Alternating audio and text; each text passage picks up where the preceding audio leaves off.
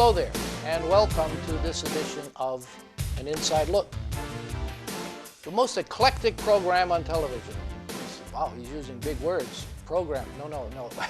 Anyway, we're going to have an interesting morning here with a young lady that I have just met and am very impressed with, who has a story to tell and a book to back it up.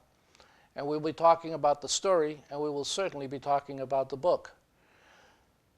This young woman is Karen Crystal, and she's from Kennebunk, and she has a background we will talk about a little bit more, but her background is not nearly as important as the issue that she's been living with for the past 15 years. Karen has an autistic son, and that's going to be the basis of this conversation today. Autism from Karen Crystal's point of view and from her book's point of view. And I have the book here. I'll show it several times, but let me begin by showing it immediately. Answering Autism from A to Z. And if there's a little light catching a little bit on it, I apologize, but that's the book, okay? Answering Autism from A to Z. And this is the book we'll be discussing, and why she wrote it, how she wrote it, and where she is at this point in her life with this whole situation. So, without spending the next half hour of my talking, let me introduce my guest for the morning. This is Karen Crystal. Karen, welcome, and thank you for joining us. Thank you very much, Roger, for having me this morning. It's terrific. Karen, I already prefaced the show a little bit by giving the folks an idea of where we're going to go with this. You're in Kennebunk. You told me prior to the show that you were a restaurant owner for a number of years. A little more background about Karen Crystal. Just who is this woman that I'm sitting with here this morning? Well, I grew up in Kennebunk, and I went to school in Kennebunk. Okay. Graduated from Kennebunk High. I opted to start a family. I got married early and raised children. I had a son and a daughter. Okay.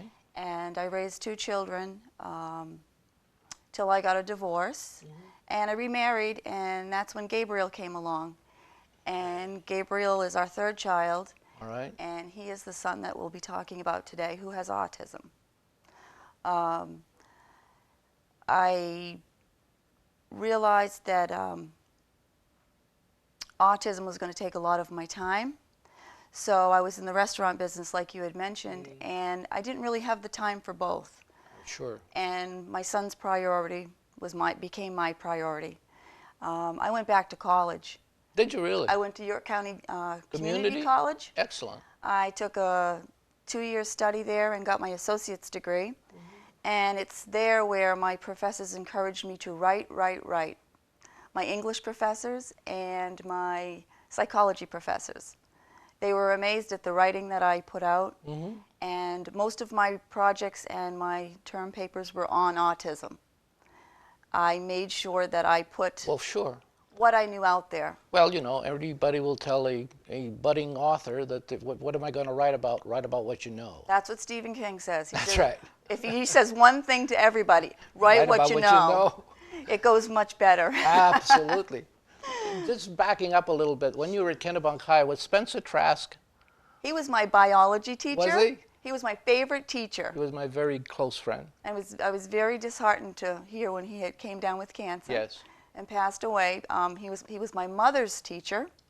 Wow. And then he became my sister's teacher and then my teacher. And became principal of Kennebunk High. He did. Yeah. Very, very well-known man, very well-loved. Well, he had taught at Bedford High for a number of years. Oh, he did? Yeah, and we taught together. Okay. So I knew him there, and we were very close, and I was also very disheartened when he passed. I'm glad you brought his name up today, because I always get a warm, fuzzy feeling about him, because, yeah, that sense of well-being. We called him Spinny, but that's another story. You probably called him a couple of things, yeah, I'm but sure it you wasn't did. Spinny. Yeah. All right, so moving right along, but yeah. Spencer, I know you're out there. Yeah. You have the son, and the son is autistic. However, not autistic at birth, or at least not thought to be autistic at birth. How did all that happen? What was that like? Gabriel's birth was like any typical child's birth. There was no problems. His APGAR score was top of the line. When he learned to crawl, walk, talk, sit up, everything was milestone or beating the milestone. He was walking at the age of 10, which I thought was phenomenal because my other children, one was 18 months and the other one was around 12 or 13 months. So I'm thinking, Gabriel's really got it under control. You know, he's going to be the one that goes the distance. And everything was fine. He laughed, he giggled, he made eye contact. He was a typical little boy. Little boy. And then all of a sudden, at the age of 3, things started rapidly going downhill. He lost his speech. He lacked the eye contact that a child needed in order to communicate. He started doing repetitive behaviors. He started doing some stimming. I'm not sure if people know what that is, but it's when you have some rapid hand movements or you're making other jittery movements with your body. They're very fast and repetitive. He was wearing like the same color clothing every single day. Yeah, you were mentioning that. Yeah, before. orange. I got so sick of orange, I'd like to scream. And no reason why. I mean, nothing None. that anybody can decipher or figure out, but He something waited about years. orange was attractive to him. Orange made, I don't know if it made him feel good or if it was just a color that he liked looking at, but it became Gabe's color, and he wore that color for several years. The teachers must have thought, geez, does she have nothing else to dress this child in? But it worked for Gabe, and I found as many orange outfits as I could. I'm sure you did. Because, you know, the whole process for me was very frustrating. It was very lonely. I was in denial about it for quite some time. Of course. I went through the whole grieving process several times. The anger, the fear, the denial, and you just go back and forth. Sometimes you feel like you're making no ground. Were there any support groups that you joined or were aware of, or would that have helped, do you think? I was aware of nothing, Roger. Gotcha. And this is specifically why I wrote the book. Gotcha. When I was out there, I was struggling. I felt like I was alone. I didn't know where to look for resources. There wasn't a lot out there. Gabe was diagnosed at the age of 7, which was a long time after we suspected something at 3. Absolutely. That in itself was frustrating because no one could diagnose or pinpoint. They said, well, Gabriel's different, but we're not quite sure what it is. But in the interim, I had a really smart doctor that got him right into early intervention. And to this day, I truly believe that Dr. Markowitz and Dr. Burgess truly set a strong foundation for Gabe in order for him to learn to speak, because it was not until the age of 9 where he had any kind of intelligible language. And that was very, very scary. Now there's his life at school, which is one thing, and then there's his life at home. Correct. Which can be something else, I would guess. They are 2 separate entities. Right. For a child with autism, school is school. Gabe specifically goes to school to learn academics. He's not there to learn how to play basketball or any kind of sports. He's not there to kiss a girl at the locker.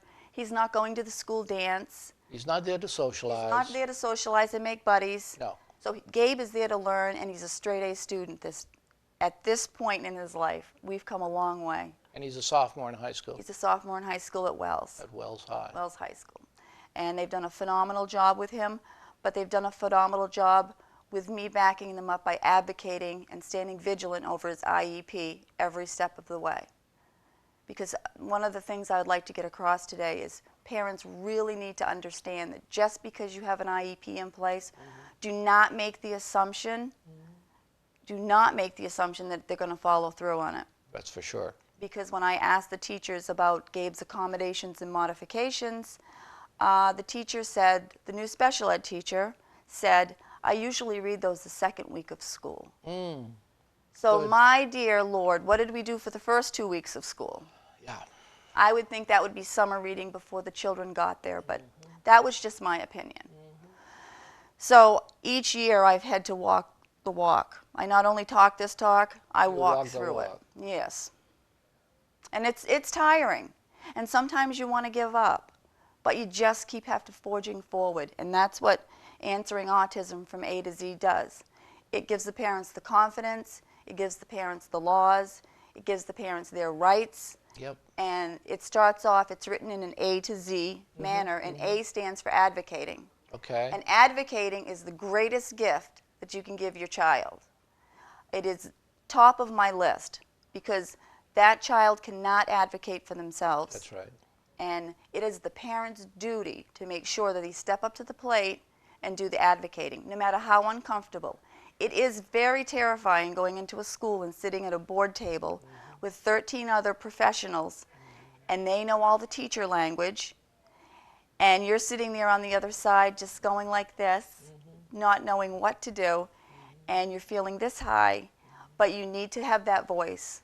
Absolutely. Yours, in that group of now 14 people that are sitting around that table, your voice is the most important.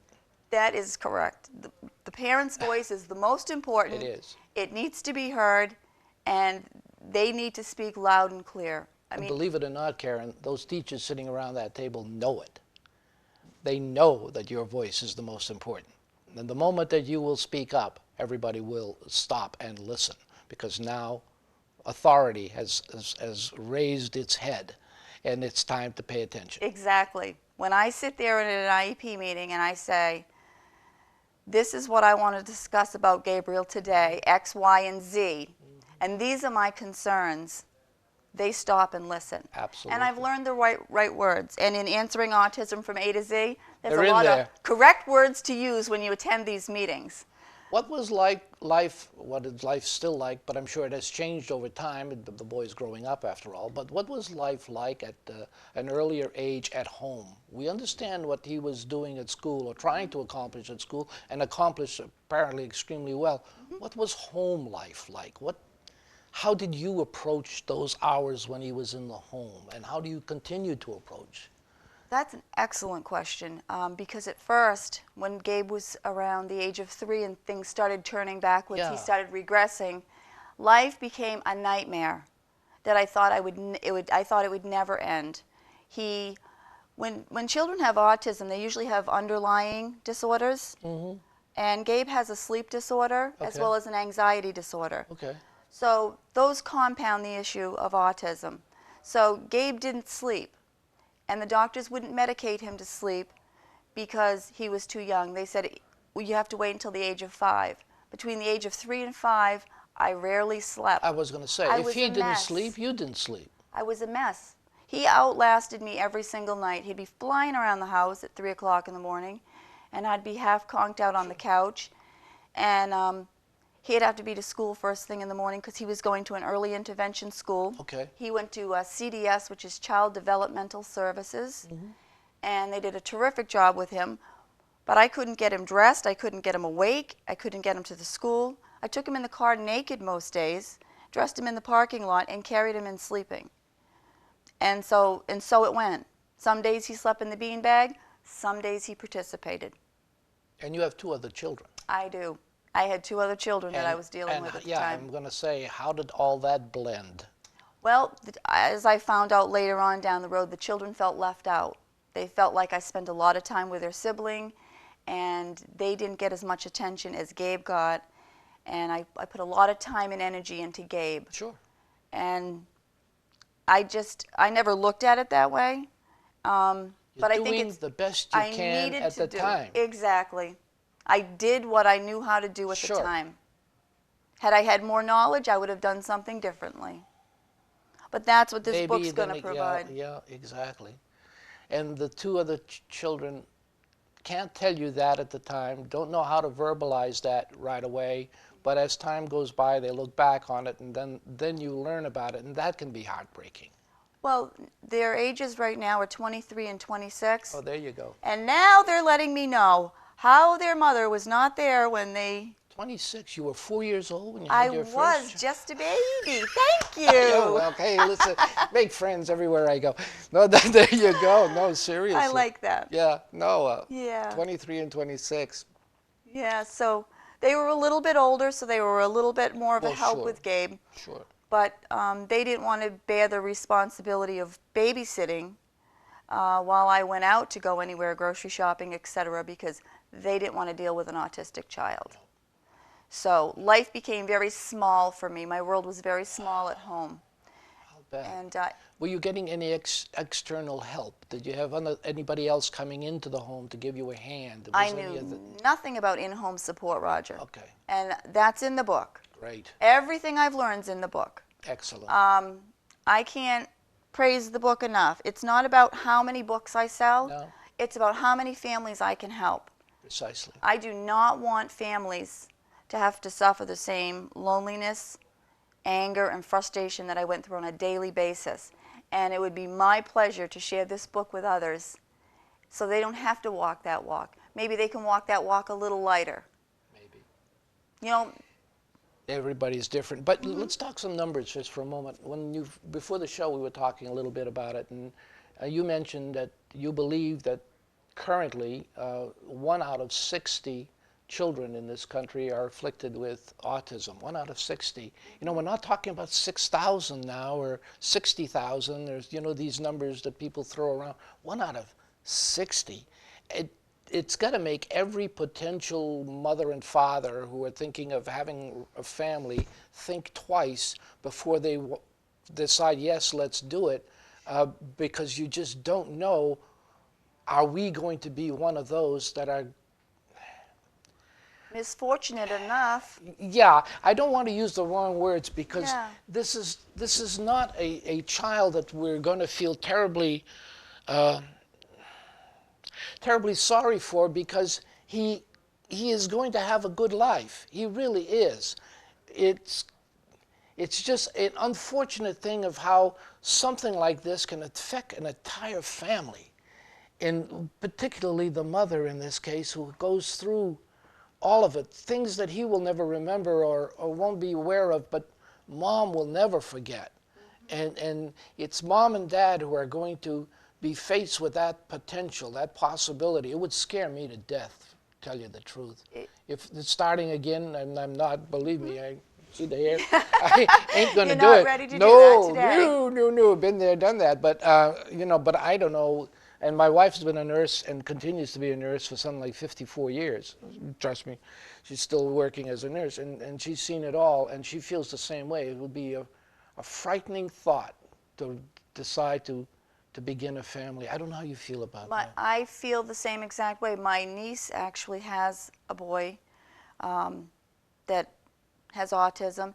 She found out she was pregnant, and she was terrified the whole time. Yeah. Terrified. Yeah. That her new son was, and she found out it's a boy, and boys are 4 times more likely than girls to become autistic. Really? Or be born autistic, however you believe. Yeah, 4 times greater. Wow. So, yeah, that increases the male population of autism significantly. Sure. So, she was terrified. That's just from my own personal experience of dealing with my niece. And we don't know if he is, because he's too young. He doesn't seem autistic. Right. But that doesn't mean anything. No. Gabriel is a beautiful baby boy. Yeah. But I do need to say, because you touched on something, I don't want anybody to feel sorry for my son with autism. Right. That's the point I was trying to make, and I didn't have the right words for it. In my book, Answering Autism from A to Z, I look at autism as a gift. And oftentimes I get a little hate mail, because parents will say, how can this be a gift? My son has, well, her son might have a few more medical issues than my son. And then I understand that. If you're confined to a wheelchair, if you have some deep medical issues, that's different. Yes. But autism itself, I look at it as a gift, because once you hone into their strength and you teach them to that, they all have a gift. They have something. They have a niche. Once you find that niche and zone into it, they would go leaps and bounds above you and I.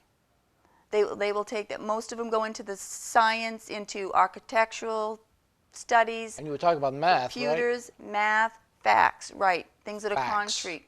2 + 2 is 4. Right. It'll never be 5. No. So that they know. So keep that in mind, folks, too. We were talking, again, just before the show, we were talking about that whole idea. They're very objective. They don't get into the subjective nature of things. They get into the objective nature of things. There are no varying shades of gray. Everything is black and white. Exactly. And in that sense, they understand. So don't try to confuse the issue by bringing in superfluous information. They're not interested in your superfluous information. They want just the facts, ma'am. You know, it sounds like Dragnet 40 years ago. You know, That's perfect example. That's Jack perfect Webb, analogy. you know, just the facts, ma'am. My house is Yes. Dragnet. There you go. Gabe will ask me a specific question. I'll give him an answer, and then I'll explain it. He said, I only wanted to know yes or no, Mom. That's all. That's all you need. And he walks away. Now, once you understand that, you Yeah. know how to approach. My life is much easier. I'm I have sure to it say is. sound bites. He wants very small words. They don't want long, drawn-out sentences because they're not comprehending the whole sentence. I would drive them crazy, you see, because I'm too. Oh, I'm too. should I bring 2 or 3 of them in here and let them spend the day with you? Please, would straighten me right out. It really would.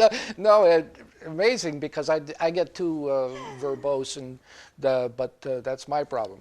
As long as my wife likes it, I mean, you know. That's right. That's right. They would shut you down, Roger. I'm sure they would. They would close themselves I off. probably would love the opportunity, though. Oh, you would love Gabriel. 'Cause I've always been a teacher, But if whether I like it or not. Mm, Right? yeah, I like that. You never get past it. Well, it's your passion. You got to keep doing it. Absolutely. That's like this book. I got to keep getting the message out In there fact, to while people. you talk, I'm just going to hold it up. Sure. So I got to you get guys the can book zero out. in on it anytime you want, but here it is. You know, it is a life-altering, life-changing, redefining your life, however you want to call it, book. It will enhance, that's my promise to the reader, it will enhance your life. Tell me about his experience that you were mentioning earlier, his experience at school.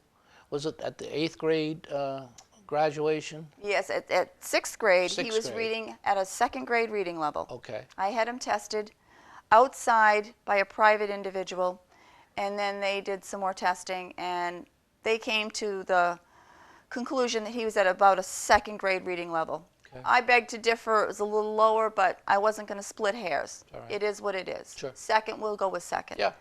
So I advocated for a special reading program, the Wilson program, which we all grew up on as kids, very basic, concrete, which they need, 12-step program, $598, and the school said no, absolutely not. And no's not good enough for me anymore. No. All I want to hear is yes, Karen. Yes, you've heard enough and when no's. can it get there? Absolutely. So I took the school to due process. Unfortunately, it's the last thing that I wanted to do. So instead of paying for the $598 for the program, they put down a $6,000 retainer for their attorney.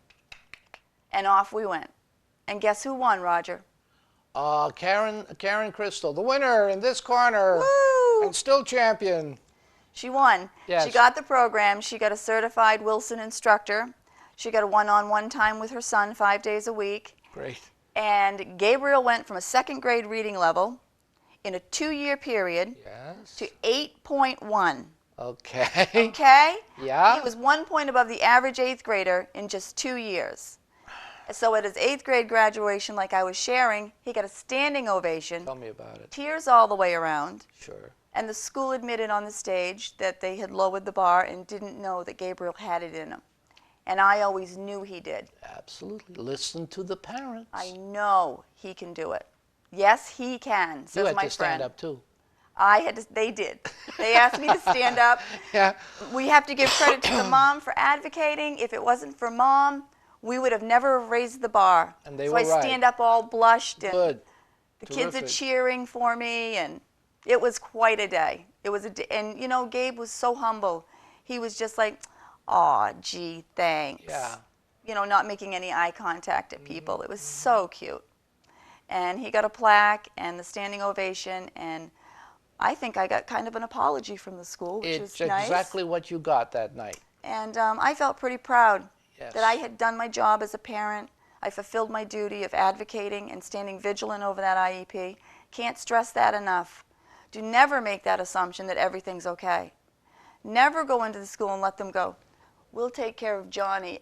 You just leave him in our hands. Don't worry about you a go home thing." and have your coffee with your girlfriend." Sure.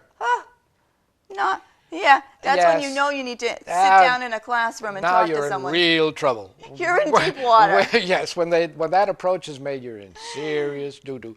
I'll tell you, without casting aspersions or naming any names, because we don't want to go in that No. direction, but just from a general point of view, public schools, from what you've known, and without naming any particular public schools, how do you feel public schools deal with that problem and other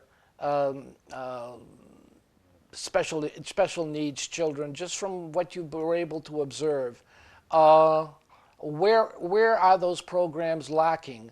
What are the additional needs that a community should be looking to supply?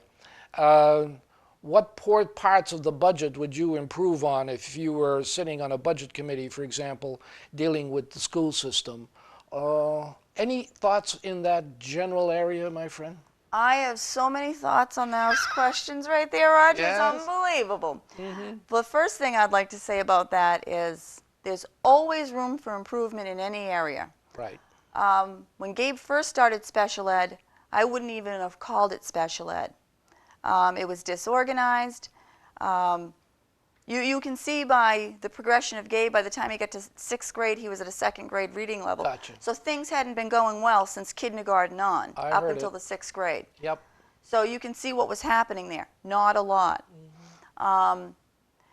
He ended up in a special ed room one time. I asked him, he came home from school, and I asked him what he was doing and this day, and he's usually blurted out one thing, tangible, so I could Yes. get the gist.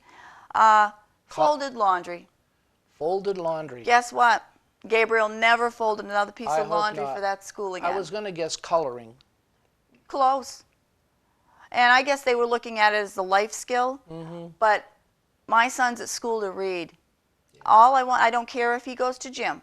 No. I don't care if he eats lunch. No. You will teach him to read Read. because I can't. I don't have the skill. Right. I mean, I'm not a teacher. Exactly. So that's why their they job. Hire those people to do those things. They're not going to write my book and live my life, No. and I'm not going to teach their English and their reading program. So once we got that crystal clear, Very good. yeah. Karen, crystal clear. So, yeah, that went great. Yeah, my name goes over big, actually. When I leave one school, like junior high, and go up to there, they're probably going, Ms. Crystal is out of here. Amen. Good luck, high school. There's a gal reporter, I think, who appears every now and then on MSNBC as a guest. And her first name is Crystal, and you won't believe what her last name is, and I'm not kidding. Is it Karen? Oh, Ball, Crystal Ball. believe it or not. I'd have to change my name. I would. That's just wrong. It is. I could think of some. It's almost inappropriate. think of some others, but I can't say them on television. But My mind went there. I know you did.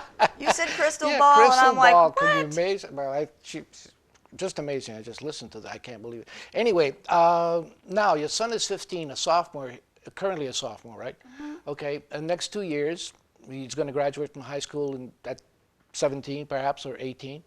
What happens after that? Have you thought about it? I'm sure you have. Given it much thought, and to be honest with you, I'm a little terrified. Yes. And this is where I am working on 2 books presently. Really? But I'll be probably working on a 3rd, having to do with what to do with What do these you do children. next? Now, Yes. what do I do? What do I do? Sure. I need to share with you.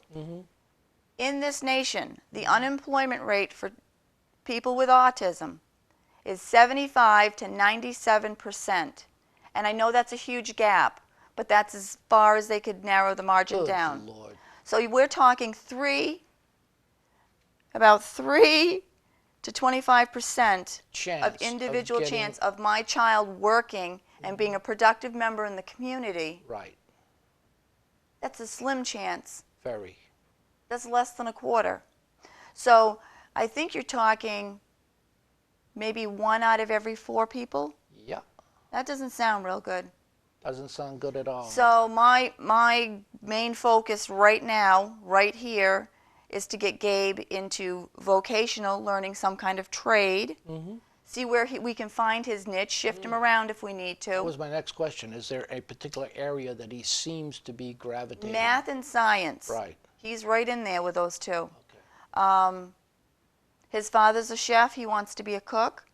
But children with autism don't multitask. No. So you need to really multitask and be fast and fly on the line as a cook. Oh, absolutely. Sure. So chef's out. No chef. No chef. Gabe, sorry, You're out. no chef. Let's see. Um, he's been going to a place called CARD New England. Yes. It's a Center for Autism and Related Disabilities, Yes. New England. Yes. Cindy Zabrowski is the director of this program, and Gabe's been going for the past 5 years, and it's been phenomenal. It's a social skills enrichment camp. Where is it located? She lives in York, Maine, Okay. but she has different locales that she goes to. Oh, great. She goes to places like Waban, Laudholm Farm. Yep. She does some places in Rochester, New Hampshire. She mixes it up because she has Excellent. kids coming from all around. Sure. And right now, she's working on a pilot program, which I'm very proud of her. She's the one that got the statistic for me of the unemployment rate. And she's working on making whoopie pies, marketing them. So the children have to bake, they have to market, they have to learn how to open a checking account. She's learning all the basic needs that these children are going to need to survive in their own lives. And I give her kudos. She doesn't even know what she does for these children. It's amazing. And she doesn't even have a child with autism. She doesn't. She does not. She's phenomenal. I think God led her in the right direction and me in the right direction to connect with her. Yep. She also runs a hot dog stand in the summer. Great. These kids run this and make lots of money. And they're Super. so excited. Of course. And next year, I think she mentioned something about them getting a stipend. So they're going to get a little pay for their work. Is that phenomenal? Wonderful. Absolutely wonderful. It gives them so much confidence. And they're just, you can visibly see a change in these children But when they start this program yep. to when they finish. But it comes out of the private sector. Wouldn't it be wonderful if it came out of the public sector?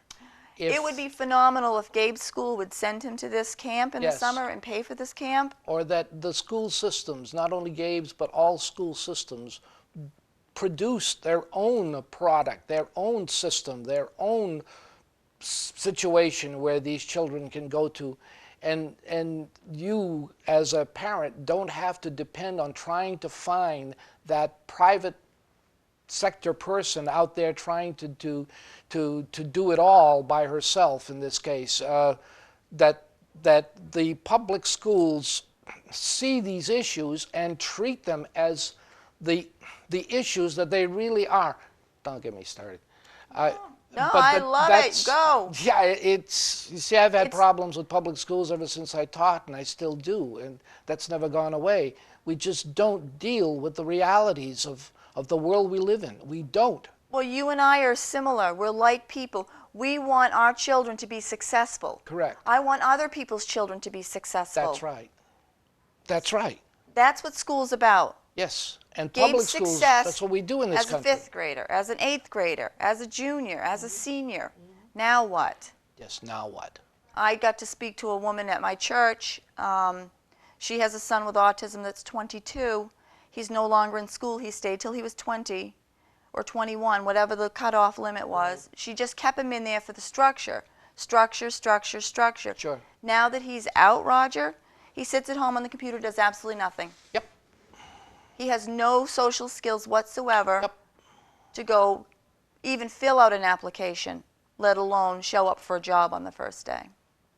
So I am terrified, but I know I'm a powerful woman, and I know I will find something for Gabe and help others along the way as well. I was telling you before the show, again, not because it's me, but just because it's reality that I know.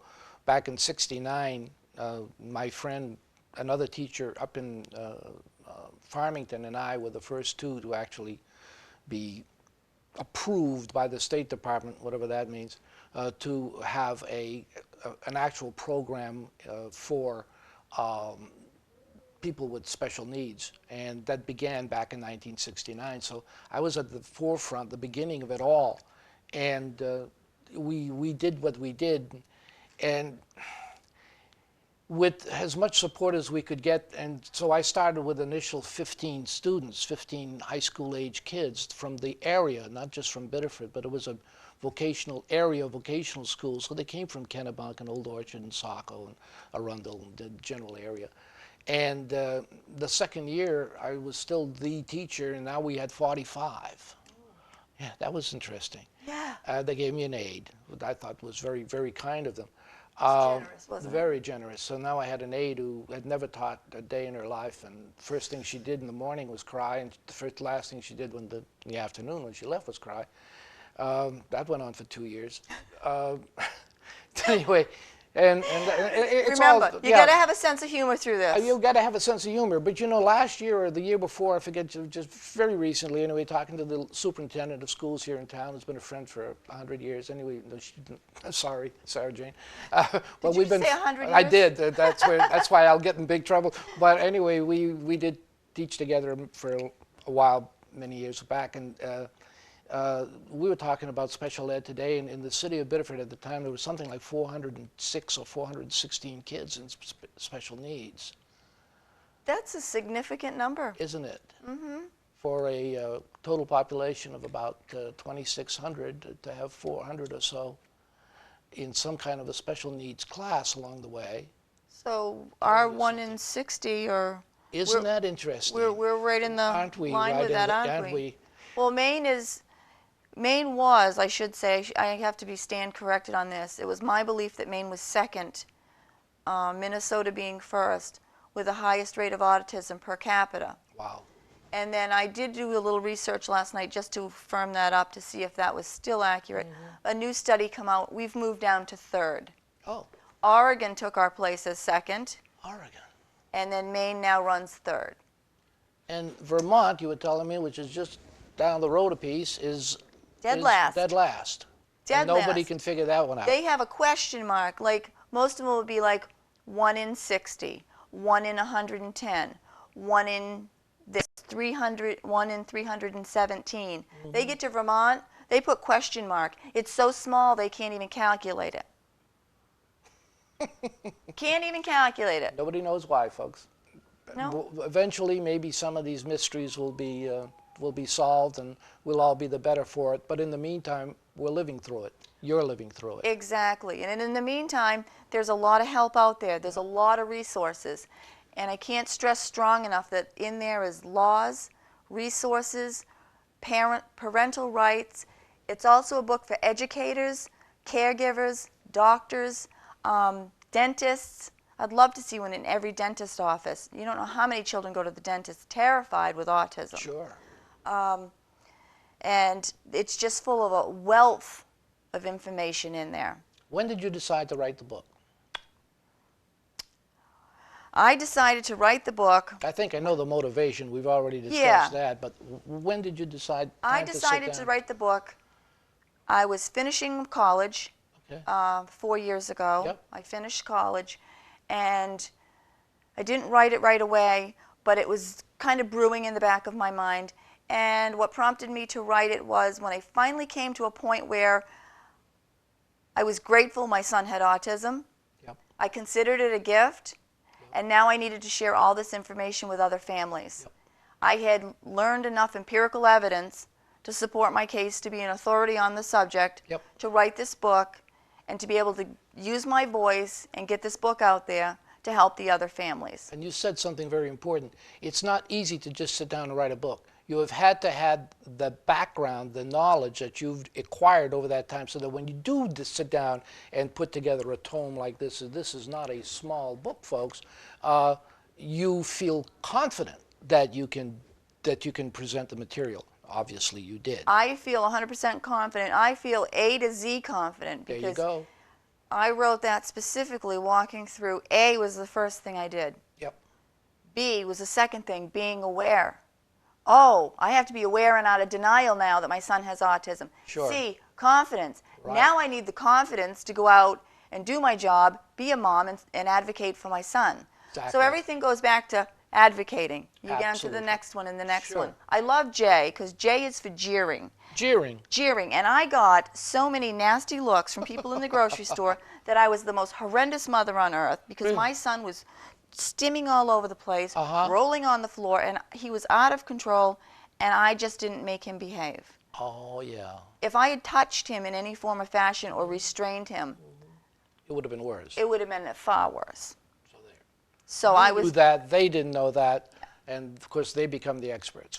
yeah, I had some nice sayings for them. I'll bet you did. I just said, you know, you were privileged enough today to witness an autism moment. Yeah. They didn't know what to say and walk off. There's no comeback to that if you There's haven't been nothing. there yourself. Yeah. Right. Yes, my son has a neurological disorder. Uh-huh. Sorry, you had to see that. I have to live with it. I have to live with exactly. Right. You have just 2 got minutes. to see it. I live with it. I get the rest of 2 his minutes, life. 24 hours a day. Right. Yeah, See that's you kind later. of how I put things to people Good. after a while because Sure. I wasn't a bad parent. No. I did the best I could. You're not going to be apologizing for anything. No. Nothing. No. I don't want to walk around and go, oh, sorry, oh, sorry, oh, No, sorry. no. I don't have that in me. Yeah. So Good. I'd rather educate the public Sure. because community members don't That's know. what we're doing, right? We're educating the public. We're educating all concerned. Where can we get the book? We can get the book at Amazon.com Yep. as a paperback book, also as an ebook. So if anybody got a brand new Kindle or a Nook, they can now upload those into their Kindles and Nooks, etc., and iPads and Sonys. And I don't know a thing about them, but I know they're the way to go. Absolutely. So those are the. Also you can get it on www.bn.com, which is Barnes & Noble's website. Barnes & Noble. And that's as an ebook form. Wonderful. And tomorrow it's being shipped off to Diane in New York City, New York. She is the purchasing agent for Small Press. Oh, yeah. And she was enthusiastic that I already have it on her Barnes & Sure. Noble as an ebook. She goes, we Sure. must get this in. They have 705 stores, Roger. How's that sound? Life is good. That sounded like I can help a lot of people. It looks very, very good. Mm-hmm. New York, the city's so great they had to name it twice. They named it twice. It is a great city. I've been there. Yeah, it's one of my favorites. I would not take my son there. No, It's no, too no, busy no, for no, no, him. no. Oh, God, Gabe no. stays home with the nanny. Yep, And I have a wonderful nanny that watches him so I can actually have a life. sure, thank God. And thank God, amen. And I don't do things. I took him on a cruise one time. Big, big, big mistake. Are you sleeping better, by the way? I sleep every night. There you go. And he's still on that sleeping medication. Is he? His sleep disorder has not gone away. Sometimes we have to tweak the medicine a little more, a little less, something like that. Full moons, he's up around the clock. It doesn't matter how much I give him for medication. You were going to tell me about the cruise. Where did you go? Oh, I went what on a was it cruise. about? Oh, it was a lovely cruise to St. Martin, Martinique. Oh, yeah. All the way down there. It was beautiful, Yeah. warm, hot. Gabe curled up in a ball. There was just too many people, too much going on. The only thing that he wanted to do was stay in the outside pool. So Dad was assigned to the outside pool with Gabe. All the girls, we all went shopping. We got off the boat. They stayed on the boat in the Stayed pool. on the boat. He was very confined to that pool or hiding in his room watching cartoons because he was very out of his element around a lot of people. Everything was upside down. Once again, I didn't have any knowledge. Nope. Now I do. Yep. So it was a cruise from hell. But you got some shopping in. I mean, it wasn't total We loss. got our hair braided. We had, we go. just left, and once we were off the ship, Yeah. we didn't care what Gabe was doing Right. or Dad. Right. We were fine. That's right. Let's get off the ship. I'm just watching the clock. Maybe we've probably... Anything else you need to add? Have we missed anything? Anything you want to throw in there? It's all yours, my friend. We covered a wide range of topics. I think that one thing I didn't say while I was talking about the school systems and the Yes. special education Should have programs, stayed there longer. one thing that's imperative for me, and I put it in the book and I say it quite a bit, and it's repetitive, I say, let's build a bridge. And what I mean about that is let's keep the continuity from school to home, because school and home are two very different places. And the teachers absolutely need our help and assistance in order to follow through with what they're doing at school Yes. and to do the same thing at home. And if you don't know how to do it, ask the teacher. The teacher will be more than happy to give you the instructions on what to do. It's very important that mom not teach him a different way Then while Yeah. Now Ms. Smith you're is at teaching him odds. a different. Sure. It's not going to happen, and he's not going to learn. So the continuity from home to school is huge. And the homework piece, my son doesn't get homework, or very, very little, because home is home It's not school to do schoolwork. That's right. He fights it tooth and nail. Sure. So we keep those two separate, but we keep that bridge across and that open line of communication. And I do that a couple of times a week via email with his special ed teacher. Yep. I mean, even as a sophomore, it's important for me to stand vigilant over the IEP. Always. The teachers, just see what's going on, check in and say hi. Yep. And also shoot them an email once in a while and say how grateful you are for the work that they are doing. They never hear it, you know. I send mine once a week. I send her something. Good for you. I appreciate your time and energy with my son. He's doing terrific. Good for you. It's so important because most parents like to go in there and just throw out their anger and their hatred and just stuff that's really bottled up inside, and it's misplaced anger. So I give them kudos. Good for you. They deserve it. You're touching all the bases, my friend. You really are. Thank you. I think the book covers everything from A to Z, and It says it right there. they will not be disappointed. It's phenomenal. Karen, I think we're going to wrap it up. Okay. But think of this place like a second home. If you need to come back on another occasion, if you have some other points of view that you'd like to discuss, you're talking about writing a couple of other books and you want to discuss those and where that's at and how that's coming along and what motivates you to do that, use us. Oh, thank you. All right? So That's come a on, wonderful invitation, Yeah. and I will definitely take you up on it. do that. Just give us a Absolutely. call. You saw how easy it was. We spoke for the first time yesterday afternoon, and here you are this here I am. morning. And it was 2 years ago, I guess it was. Time beats me up. But anyway, Yeah. here you are. and Within it- 48 hours, Yes. I was in this yes, chair. doing this thing. And there are going to be a lot of hits on this show because it's going to go over very, very well. Has nothing to do with me. It had everything to do with you. It's Trust the me. voice. It's the voice. You need to have a loud, clear voice Correct. and be concise. Correct. And you were. Thank you. So come back and do it again, or Absolutely. any other area that you want to go to, because you're a lady that has a mission, and you have a voice, and let's have the voice heard to as many other people as possible. The book Absolutely. works, whatever else works, let's do it. Well, I appreciate your time and energy on this show today, and I am very grateful you had me on. My pleasure. So thank you so much. And we will wrap it up with that. Once again, the name of the book, if you haven't had a chance to look at it, it's Answering Autism from A to Z. The author right here with me, Karen Crystal, a wonderful, wonderful lady that I am proud to say is my new best friend. And hopefully she will accept our invitation to come back and do some more of this stuff, because it's vitally important that folks out there know as much about these issues and this particular problem as possible. With that, for an inside look, my name is Roger Painchaud. Goodbye.